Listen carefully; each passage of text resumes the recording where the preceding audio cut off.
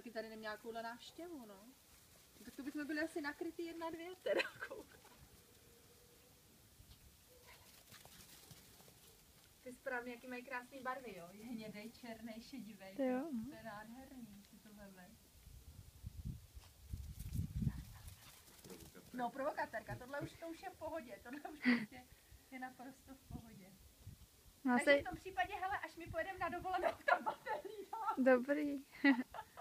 Ne, protože, ne, já si dělám srandu. Ne, klidně, teď to nevadí. Ne, ale jako, já zatím jako nemám, kam bych jí dala. Kdyby se jakoby fakt na sebe takhle zvykli, tak vůbec není problém, To nevadí, no. abyste nám jí dali. Teda naučila, aby se asi spát v posteli. Tak jako, když to nevadí tobě.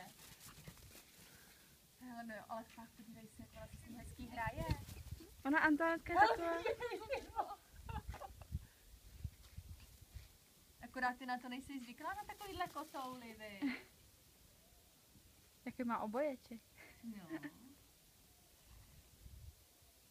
Ale tak ona ještě poroste trošku, ne? Nebo už ne? No, dneska jsme jí dali teda to, dneska jsme jí dali z polívky a týrka, víš, co jsem vařila včera a to a ona furt nežrala ty dvě, tak říkám, že co s ní, takže to nebylo slaný, tak jsem jí to... že se tam vyčurala.